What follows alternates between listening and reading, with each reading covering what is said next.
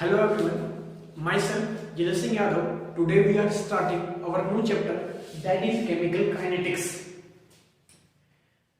Chemical kinetics ये जो word होता है इस चैप्टर में बेसिकली हम क्या पढ़ने वाले हैं, इसको समझने के लिए जो केमिकल काइनेटिक्स में चैप्टर का जो नेम है वो है केमिकल काइनेटिक्स। ये जो वर्ड है काइनेटिक्स ये डेराइव किया गया है एक वर्ड से जो है काइनेसिस, और जो काइनेसिस है इसका मीन होता है मूवमेंट।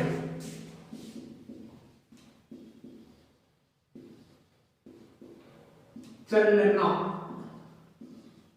जैसे मान लो कोई सड़क है उस पे कोई कार चल रही है, तो बेसिकली केमिकल काइनेटिक्स में क्या पढ़ने वाले हैं, केमिकल मतलब केमिस्ट्री आ गया, तो रिएक्शन और रिएक्शन का मूवमेंट, रिएक्शन का चलना। तो बेसिकली हम क्या पढ़ने वाले हैं, रिएक्शन से उनकी मोशन के बारे में पढ़ने वाले हैं। जैसे मान लो एक हाइपोथेटिकल रिएक्शन है जिसमें जो रिएक्टेंट है वो कन्वर्ट हो रहा है किसमें, प्रोडक्ट में।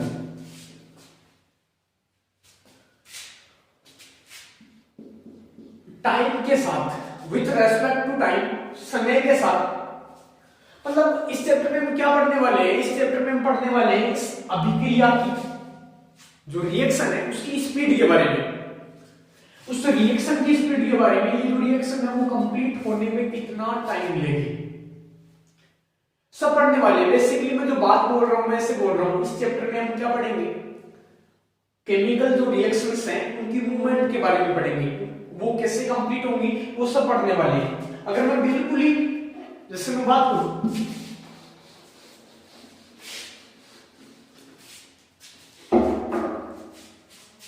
ये मान लो कोई हाइपोथेटिकल रिएक्शन है, ये एक हाइपोथेटिकल रिएक्शन है जिसमें जो रिएक्टेंट है वो किसमें कन्वर्ट हो रहा है, प्रोडक्ट में। कोई भी जो रिएक्शन होती है अगर उसकी हमें कंप्लीट डिटेल चाहिए तो हम क्या करते हैं, अगर कोई भी रिएक्शन है उसकी कंप्लीट डिटेल चाहिए तो हम तीन ब्रांच है उसका स्टडी करते हैं। तीन ब्रांच कौन कौन सी, जो एक ब्रांच है उसका नाम है थर्मोडायनेमिक्स। किसी भी रिएक्शन की कंप्लीट डिटेल्स चाहिए तो हम फिजिकल केमिस्ट्री की तीन ब्रांच पढ़ते हैं, उसमें एक का नाम है थर्मोडायनेमिक्स जो हमने 11th क्लास में डील किया था। थर्मोडायनेमिक्स है वो इसके बारे में बताएगा, मतलब ये जो अभिक्रिया है वो होगी या नहीं होगी, इसकी पॉसिबिलिटी के बारे में बताइएगा। ये जो थर्मोडायनेमिक्स है वो इस अभिक्रिया की पॉसिबिलिटी के बारे में बताने वाला है। सबसे पहले ये अभिक्रिया होगी या नहीं होगी, तो थर्मोडायनेमिक्स है वो क्या बताती है, ये अभिक्रिया होगी या नहीं होगी, पॉसिबिलिटी के बारे में बताएगा। एक पैरामीटर या फैक्टर काम में लेते हैं जिसको हम क्या बोलते हैं, डेल्टा जी। याद है इसको क्या बोला था हमने, गिब्स फ्री एनर्जी।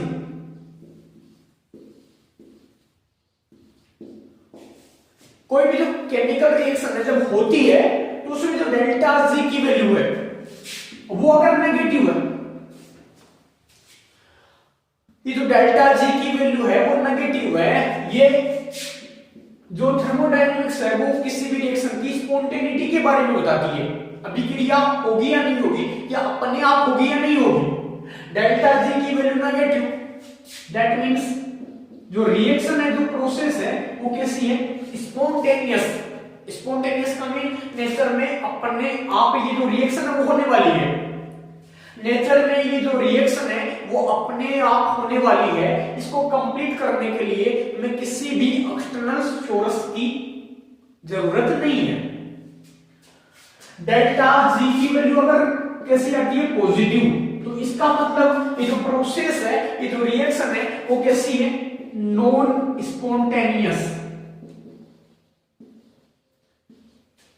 भैया इस रिएक्शन, ये जो रिएक्शन है वो नेचर में अपने आप कंप्लीट नहीं होने वाली, इसको कंप्लीट करने के लिए हमें एक्सटर्नल, जो कोई भी एक्सटर्नल सोर्स है उसकी जरूरत पड़ने वाली है।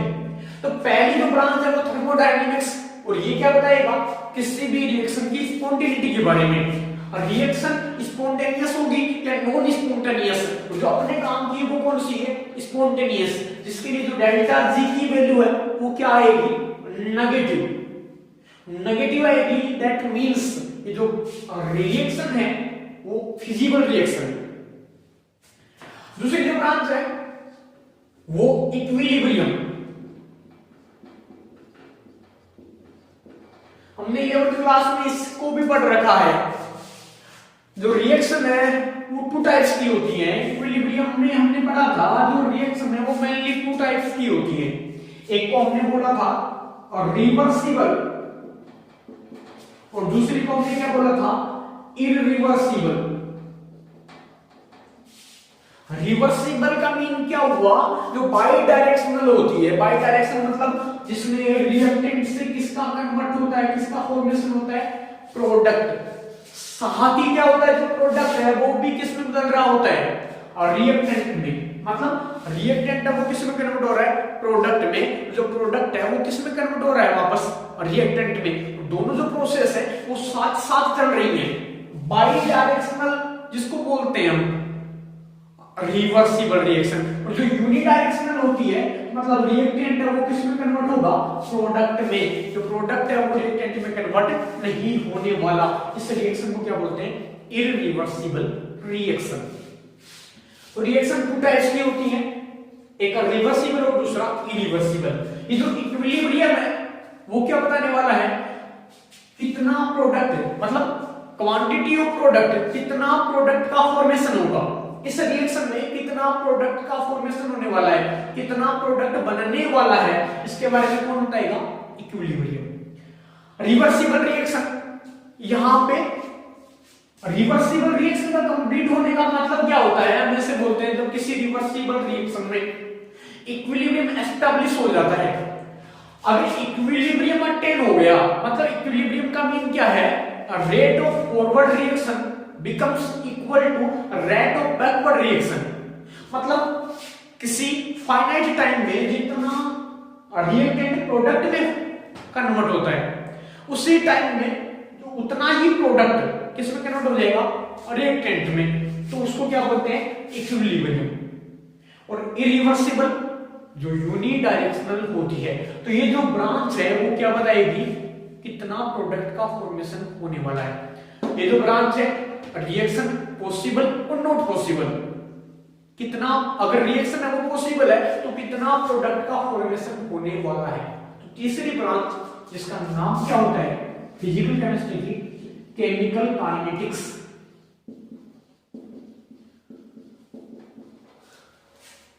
रिएक्शन होगी या नहीं होगी, कितना प्रोडक्ट का फॉर्मेशन होगा। अब रिएक्शन होने में कितना टाइम लगने वाला है, टाइम कितना लगने वाला है, मतलब रिएक्शन कहने का भी रिएक्शन है ना वो किस स्पीड से होने वाली है, फास्ट होगी स्लो होगी। जाहिर सी बात है अगर फास्ट होगी टाइम कम लगेगा और स्लो होगी टाइम ज्यादा लगेगा। तो ये जो केमिकल काइनेटिक्स है वो किसको बताने वाली है कि इस रिएक्शन को कंप्लीट होने में कितना टाइम लगने वाला है, उसको क्या बोलते हैं, केमिकल काइनेटिक्स। तो ये जो ब्रांच है इसमें हम क्या पढ़ने वाले हैं, बेसिकली कितना टाइम लगने वाला है। और टाइम का पता कैसे चलेगा, स्पीड ऑफ द रिएक्शन वो किस पे डिपेंड करता है, speed of the reaction. If the speed of the reaction is very fast तो जाहिर सी बात है टाइम कम लगेगा। अगर मान लो रिएक्शन की जो स्पीड है वो वेरी स्लो है, दैट मींस टाइम है वो ज्यादा लगने वाला है। तो तीन ब्रांच है, एक नाम थर्मोडायनेमिक्स, इक्विलिब्रियम और काइनेटिक्स। थर्मोडायनेमिक्स क्या बताएगी, spontaneity of A reaction, reaction possible और नॉट पॉसिबल। जो इक्विलिब्रियम है वो क्या बताने वाला है, कितना प्रोडक्ट है उसका फॉर्मेशन होने वाला है। जो काइनेटिक्स है कितना टाइम लगने वाला है। तो first of all we will learn the definition of chemical kinetics. तो chemical kinetics is defined as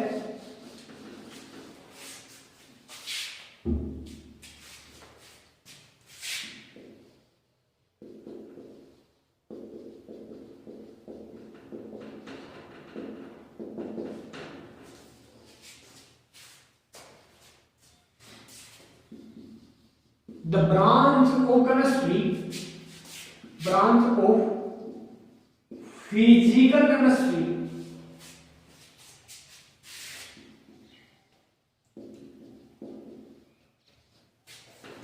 which deals with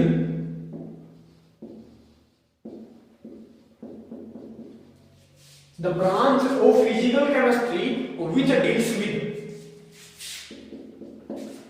a rate of reaction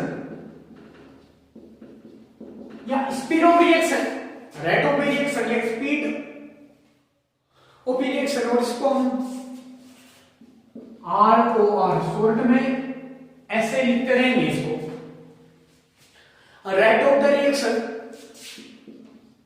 हम क्या क्या पढ़ने वाले हैं यहाँ पे, कोई भी जो रिएक्शन है उसकी रेट क्या होगी, उसकी स्पीड क्या होगी, कौन कौन से जो फैक्टर होते हैं वो इस रेट ऑफ रिएक्शन को अफेक्ट करते हैं। Factors affecting rate of reaction,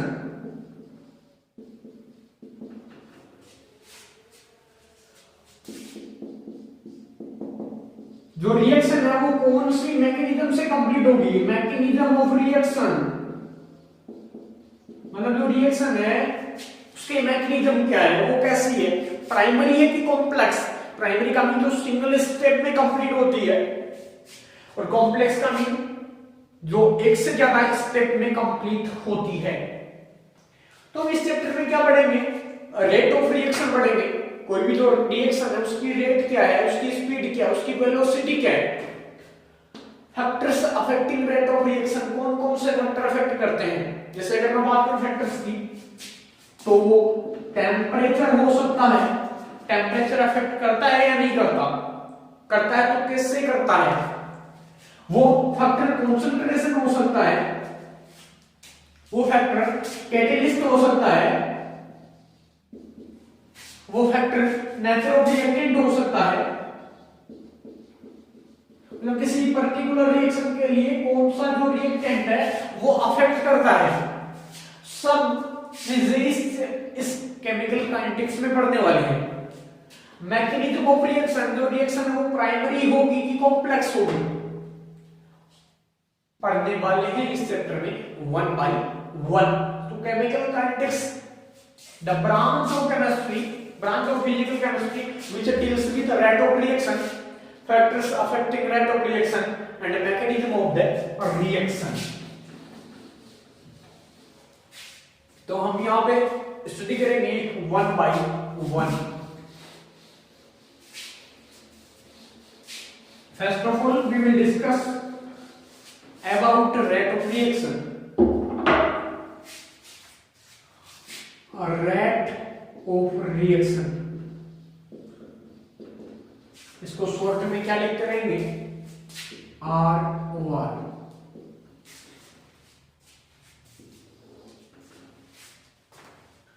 अगर मैं बात करूं, ये जो वर्ड है रेट, रेट का मीन क्या होता है, किसी भी चीज में टाइम के रेस्पेक्ट में चेंज। रेट का मीन होता है किसी भी चीज में टाइम के साथ, समय के साथ कितना चेंज हो रहा है, किसी भी चीज में विथ रेस्पेक्ट टू टाइम कितना चेंज हो रहा है। तो रेट, रेट का मीन क्या होता है, change in any quantity with respect to time.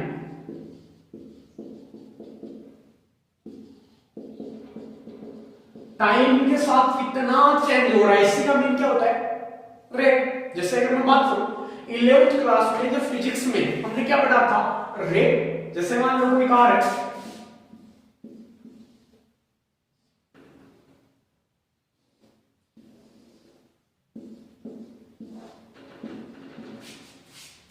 ये कोई कार है, तो इसकी स्पीड को हमने क्या बोला था, स्पीड, जो कार है उसकी स्पीड को क्या बोला था, डिस्प्लेसमेंट अपॉन टाइम। और वेलोसिटी या स्पीड को क्या बोला था हमने, डिस्प्लेसमेंट अपॉन टाइम। जो डिस्प्लेसमेंट होता है वो क्या होता है, चेंजेस इन पोजीशन,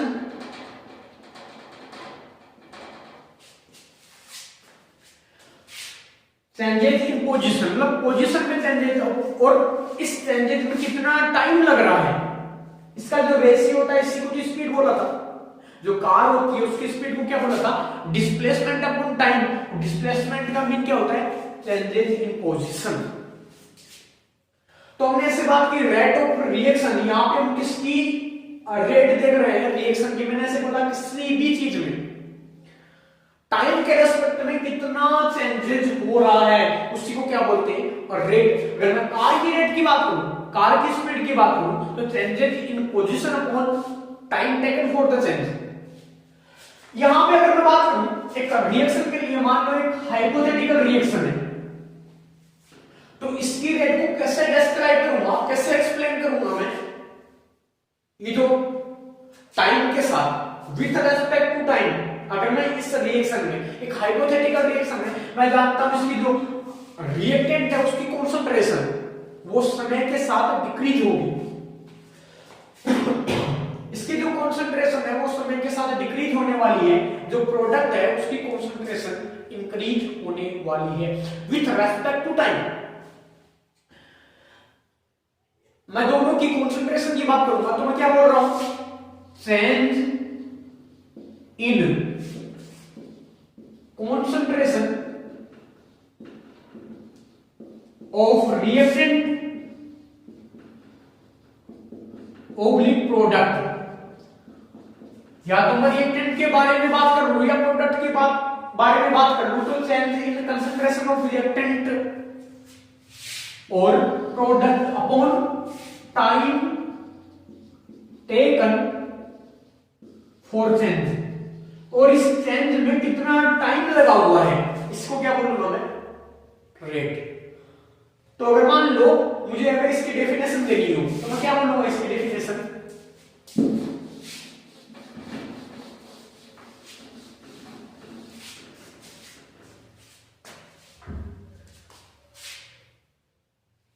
किसी फाइनाइट टाइम में, किसी ऑप्टिमम टाइम में कितना जो रिएक्टेंट है या प्रोडक्ट है उसकी कंसंट्रेशन में कितना चेंज हो रहा है, उसी को क्या बोलते हैं, रेट ऑफ रिएक्शन। ऐसे बोल सकता हूं मैं,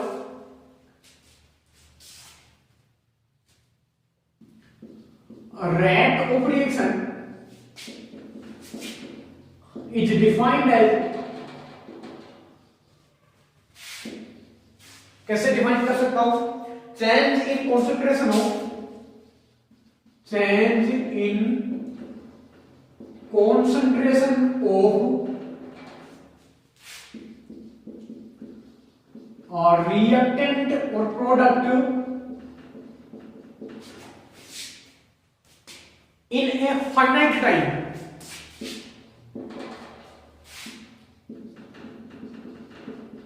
किसी फाइनाइट निश्चित टाइम में कितना चेंज हो रहा है कंसंट्रेशन में, रिएक्टेंट के बारे में बात करूं या प्रोडक्ट के बारे में बात करूं, उसी को क्या बोलते हैं, रेट ऑफ रिएक्शन। रेट का mean speed, speed of the reaction, मतलब रिएक्शन है वो कितना स्पीड से कंप्लीट हो रही है। तो हमने केमिकल काइनेटिक्स क्या होता है उसकी डेफिनेशन पढ़ ली, उसमें हमें क्या क्या पढ़ना है वो सीख लिया, और रेट ऑफ रिएक्शन क्या होती है वो भी हमने पढ़ लिया। अब देखना, जो केमिकल रिएक्शंस होती है उनको हम तीन कैटेगरी में डिवाइड करते हैं, on the basis of speed of the reaction. तो on the basis of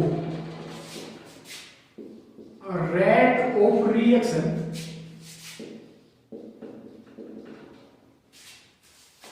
on the basis of rate, reactions can be classified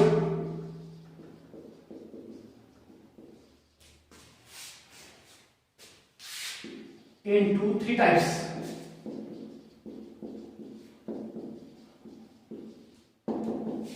जो रिएक्शन की स्पीड है उसके बेस पे हम जो रिएक्शन है उसको थ्री टाइप में डिवाइड कर सकते हैं। पहला जो टाइप है उसको मैं बोल रहा हूं वेरी फास्ट रिएक्शंस,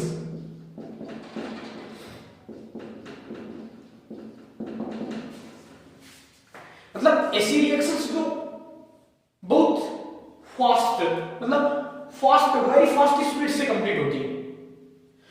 इन रिएक्शन को कंप्लीट होने में बहुत कम समय, इवन जो एक फ्रैक्शन ऑफ अ सेकंड, एक जो सेकंड होता है उसका कुछ हिस्सा लगता है। तो ऐसी जो रिएक्शन है उनका जो स्पीड है, जो वेलोसिटी है, जो रेट है, उसका डिटरमिनेशन प्रैक्टिकली पॉसिबल है ही नहीं। इनके स्पीड का प्रैक्टिकली डिटरमिनेशन हम कर ही नहीं सकते। क्यों? क्योंकि एक सेकंड के कुछ हिस्से में कंप्लीट हो जाती है, बहुत कम समय में, जिसको हम मेजर नहीं कर सकते समय को। तो इसका जो रेट है उसका डिटरमिनेशन नहीं किया जा सकता। मैं कैसे डिफाइन करूंगा? Those reactions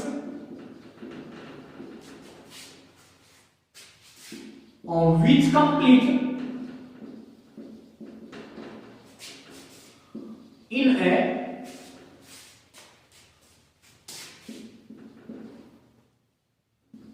fraction of time,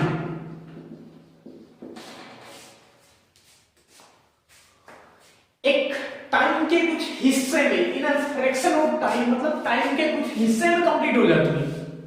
अब उनकी जो स्पीड है उसको मेजर कर ही नहीं कर सकते हैं, प्रैक्टिकली डिटरमिनेशन नहीं कर सकते। इसका जो एग्जांपल होता है वो होता है जो आयनिक रिएक्शंस होती है, वो होती है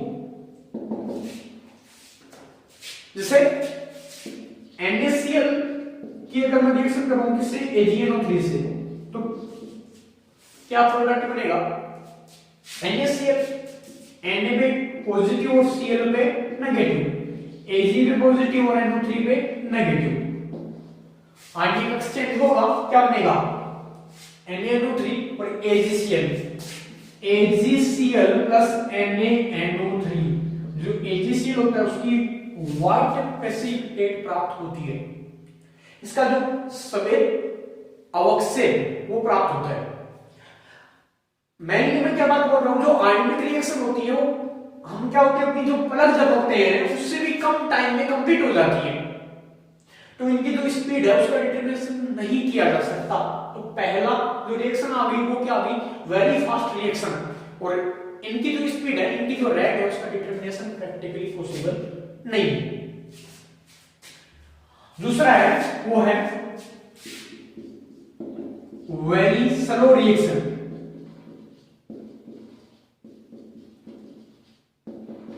मतलब ऐसी रिएक्शन जो बहुत लो स्पीड से होती है, वेरी स्लो स्पीड से, जिसको कंप्लीट होने में बहुत टाइम लग जाता है। वो कई डेज हो सकते हैं, जैसे कई मंथ्स हो सकते हैं, इवन इयर्स, कई साल तक लग जाते हैं। जैसे रस्टिंग ऑफ आयरन, जो आयरन होता है लोहा, उसमें जो रस्ट होती है, रस्टिंग, जंग लगना जिसको बोलते हैं, उसको कंप्लीट होने में इयर्स लग जाते हैं, साल लग जाते हैं। अब प्रैक्टिकली हम इतनी देर लैब में नहीं रह सकते, हम इतनी देर लेबोरेटरीज में नहीं रह सकते, तो इनका जो स्पीड है उसका प्रैक्टिकली डिटरमिनेशन नहीं किया जा सकता।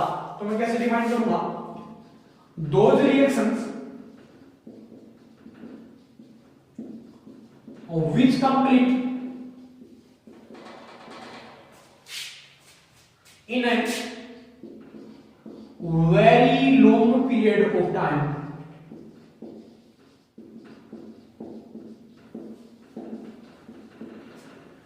जैसे एग्जांपल की बात करूं मैं, रस्टिंग ऑफ आयरन, लोहे पर जंग का लगना, और प्रैक्टिकली इसकी स्पीड का भी डिटरमिनेशन नहीं किया जा सकता। तो जो थर्ड रिएक्शन वो है मॉडरेट, मतलब जो ना तो वेरी फास्ट स्पीड से होती है और ना वेरी स्लो स्पीड से कंप्लीट होती है, एक मेजरेबल टाइम में कंप्लीट होती है। तो इनकी जो रेट है उसका डिटरमिनेशन आराम से किया जा सकता है। जैसे those reactions